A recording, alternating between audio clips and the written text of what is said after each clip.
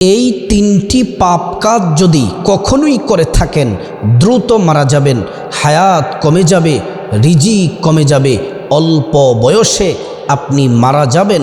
এই তিনটি পাপের কাজের সাথে যদি আপনি জড়িত থাকেন অথবা বিগত জীবনে যদি আপনি করে থাকেন, এজন্য প্রিয় দিনদার ইমানদার মুসলিম ভাই ও বোন, এই তিনটি পাপ কাজ যারা করেছেন, বড় অন্যায় করেছেন, ভিডিওর শেষে এমন একটি শেষের দিক থেকে এমন একটি ইস্তিগফারের কথা আপনাদেরকে বলে দিব, যেই ইস্তিগফারটি হলো শ্রেষ্ঠ ইস্তিগফার। যদি চোখের পানি ছেড়ে দিয়ে আপনি যদি তওবাতুন নাসুহা, একনিষ্ঠ তওবার নিয়তে আপনি যদি ইস্তিগফারটি পড়েন আর চোখের পানি ছেড়ে দেন, আল্লাহর উপর পূর্ণ ভরসা রেখে বলতে পারি ইনশাআল্লাহ আপনার পাপগুলা সব ক্ষমা করে দিবেন এবং আপনার হায়াতও বেড়ে যাবে ইনশাআল্লাহ। প্রিয় দিনদার ইমানদার মুসলিম ভাই ও বোন, এই তিনটি পাপ বড় জঘন্য পাপ, সব পাপের সেরা পাপ। এজন্য আল্লাহ রাব্বুল আলামিন কোরআনুল কারীম আল্লাহ তাআলা জানিয়েছেন, আল্লাযীনা আমানু ওয়া তাতমাইন্নু কুলুবুহুম বিযিকরিল্লাহ। এই যে আমাদের বাম স্তনের 2 আঙ্গুল নিচে হচ্ছে কলব, এই কলবটা, হৃদয়টা স্বচ্ছ, সাদা, নির্মল। যখন আমরা একটি গুনাহ করি আমাদের কলবের মধ্যে একটি দাগ পড়ে যায়, 2টি গুনাহ করলে 2টি দাগ পড়ে যায়। গুনাহ করতে করতে কলবটা কালো হয়ে যায়, সাদা কলবটা কালো হয়ে যায়। তখন আর নামাজ ভালো লাগে না, জিকির ভালো লাগে না, কোরআন তেলাওয়াত ভালো লাগে না। আমাদের জামা যদি ময়লা হয়ে যায়, সাবান দিয়ে, মেডিসিন দিয়ে, পাউডার দিয়ে জামাটাকে পরিষ্কার পরিচ্ছন্ন করে নিই, কিন্তু আমাদের হৃদয় ময়লা হইলে, হৃদয় যদি অপরিষ্কার হয়ে যায়, তাহলে পরিষ্কারের একটি মেডিসিন আল্লাহ কোরআনে দিয়েছেন। মহান আল্লাহ রাব্বুল আলামিন বলেন, আল্লাযীনা আমানু ওয়া তাতমাইন্নু কুলুবুহুম বিযিকরিল্লাহ। কলব পরিষ্কারের শ্রেষ্ঠ মহা ঔষধ হলো আল্লাহ পাকের জিকির। এজন্য আসুন আমরা মূল আলোচনার মধ্যে চলে যাই। এই তিনটি পাপ, জঘন্য পাপ, পাপ কাজগুলো যদি করেন আপনার রিজিক কমে যাবে, হায়াত কমে যাবে, অল্প বয়সে আপনি মারা যাবেন। প্রত্যেকটা মানুষকেই মৃত্যুর স্বাদ গ্রহণ করতে হবে। আল্লাহ রাব্বুল আলামিন আমাকে, আপনাদের সবাইকে আল্লাহ তাআলা নির্ধারিত একটি হায়াত দিয়ে পাঠিয়েছেন, 40, 50, 60 বছরের হায়াত দিয়ে। যদি আপনি 3টি পাপ করেন, এই হায়াত থেকে কমে কমে অল্প বয়সে আপনি মারা যাবেন। এজন্য এই পাপ গাছগুলা ছেড়ে দিবেন। আল্লাহ রাব্বুল আলামিন স্বয়ং রাসূলুল্লাহ সাল্লাল্লাহু আলাইহি ওয়াসাল্লামকে আল্লাহ তাআলা একটি আয়াত নাজিলের মাধ্যমে মৃত্যুর কথা স্মরণ করিয়ে দিলেন। ইন্নাকা মাইয়িতু ওয়া ইন্নাহুম মাইয়িতুন। হাবিব মুহাম্মদ সাল্লাল্লাহু আলাইহি ওয়াসাল্লাম, আপনার আগে যত নবী রাসূল এসেছিলেন সবাই ওফাত করেছেন, আপনারও ওফাত হবে। জিবরাইল আসলেন, আয়েশা বললেন, ইয়া রাসূলুল্লাহ, যতদিন আপনার পৃথিবীতে থাকতে মন চায় আপনি থাকতে পারবেন। নবীজি বললেন, তারপরে কি হবে? জিবরাইল বললেন, মৃত্যুর স্বাদ গ্রহণ করতে হবে। আল্লাহর নবী বললেন, জিবরাইল, আমি আমার রফিকে আলার দিদারে চলে যেতে চাই। সুবহানাল্লাহি ওয়া বিহামদিহি। প্রিয় দিনদার ইমানদার মুসলিম ভাই ও বোন, আল্লাহর রসুল যেহেতু তিনিও থাকতে পারলেন না, তার মানে আমার আপনার মৃত্যু সুনিশ্চিত। আল্লাহ তাআলা কোরআনের মধ্যে বলেন, কুল্লু নাফসিন যায়িকাতুল মাউত।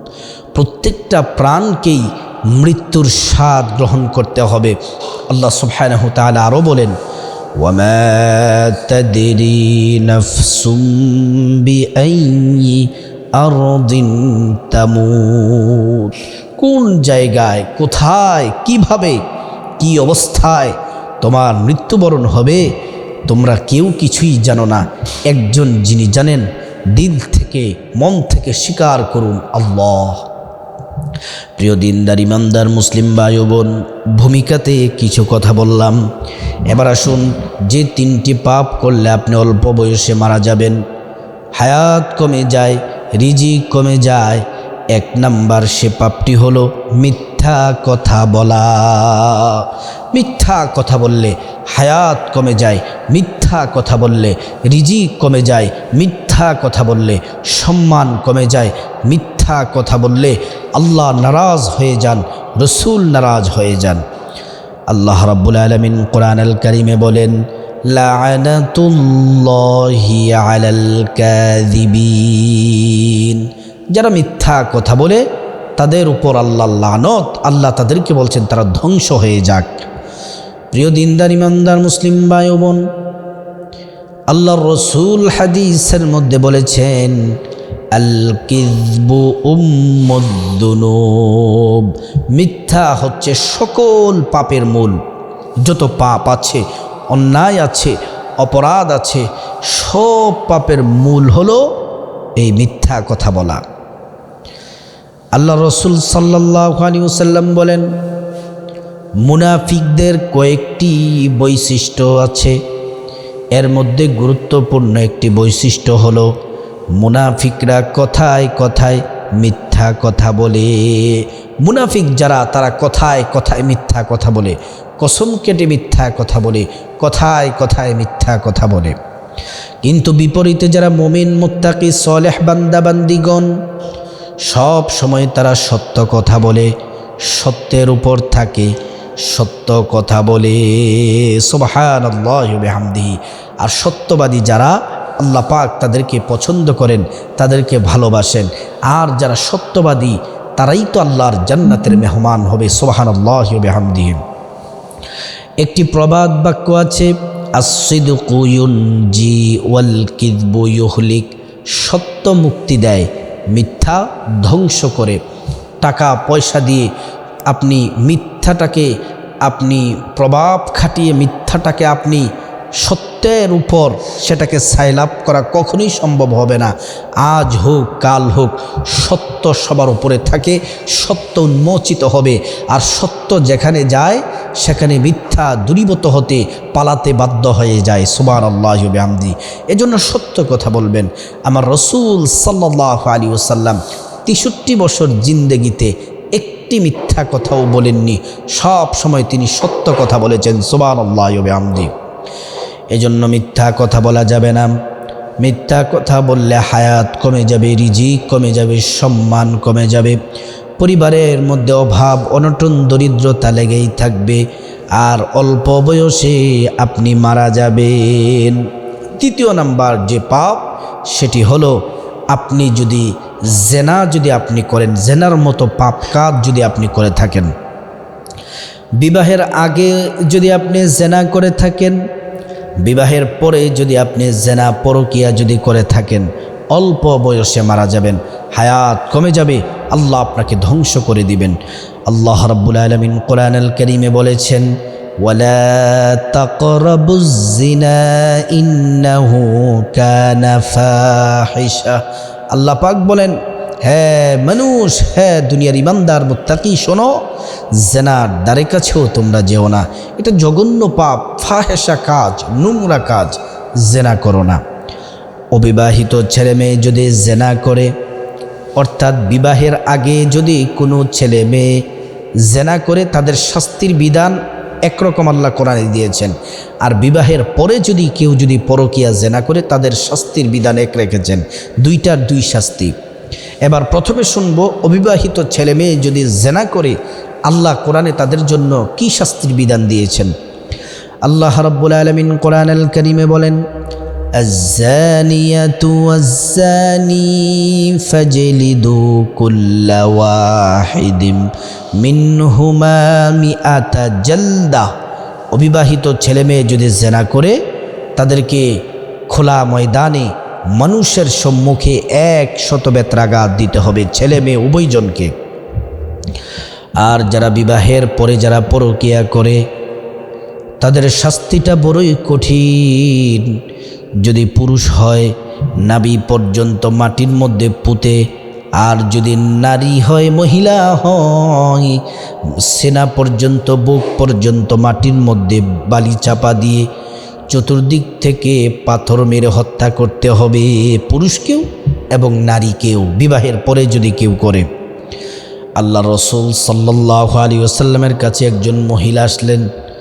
আয়েশা বললেন, ইয়া নবী আল্লাহ, আমি জেনা করেছি, জেনার মাধ্যমে আমার পেটের মধ্যে অবৈধ সন্তান এসে গেছে, আমি তওবা করতে চাই, আমি পবিত্র হতে চাই। নবীজি অন্যদিকে ঘুরে গেলেন, মহিলা সামনের দিক দিয়ে আসলেন। আয়েশা বললেন, ইয়া রাসূলুল্লাহ, আমি জেনা করেছি, আমার পেটের মধ্যে অবৈধ সন্তান, আমি তওবা করতে চাই। নবীজি অন্যদিকে ঘুরে গেলেন, মহিলা আবার কি কথা বললেন সামনে দিয়ে গিয়ে। আল্লাহ রসুল বললেন, তুমি জেনা করেছ, কিন্তু তোমার সন্তান তো কোনো দোষ নেই, সন্তান প্রসব হওয়ার পরে সন্তানকে নিয়ে আমার কাছে আসবে। কিছুদিন পরে মহিলার সন্তান প্রসব হলো, বাচ্চা ডেলিভারি হলো। বাচ্চাকে কুলে নিয়ে কষ্ট করে করে আল্লাহর রসুলের কাছে আসছেন। আল্লাহ রসুল বলেন, বাচ্চাকে দুধ পান করাও, হক আদায় করার পরে তারপর আসবে।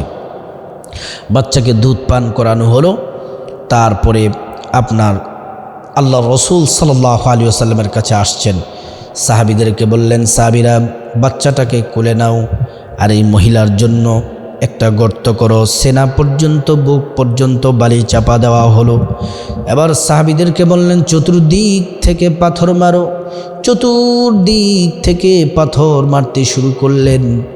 মহিলাটিকে হত্যা করা হলো। একজন সাহাবী বিশাল বড় একটা পাথরের টুকরা মহিলার মাথার মধ্যে আঘাত করলেন, ঢিল মারলেন, আর মহিলার মাথা ফেটে গিয়ে ফিঙ্কি মেরে রক্ত সাহাবীর জামার মধ্যে লেগে গেছে। সাহাবী বললেন, নবীজি, এই নাপাক মহিলার রক্ত আমার জামার মধ্যে লেগে গেছে। নবীজি বললেন, এ সাহাবী, এই মহিলা তো তার গুনাহের জন্য তওবা করেছে, তার শরীরের রক্তগুলা নাপাক না, তার শরীরের রক্তগুলা আল্লাহ পবিত্র করে দিয়েছেন, তার তওবা আল্লাহ সুবহানাহু তাআলা কবুল করে নিয়েছেন। আর রব্বুল আলামিন তার তওবাটাকে এত কবুল করেছেন, সারা পৃথিবীর সব মানুষদেরকে যদি ভাগ বাটোয়ারা করে দেওয়া হয়, আল্লাহ পাক সবাইকে মাফ করে দিবেন। সুবহানাল্লাহ।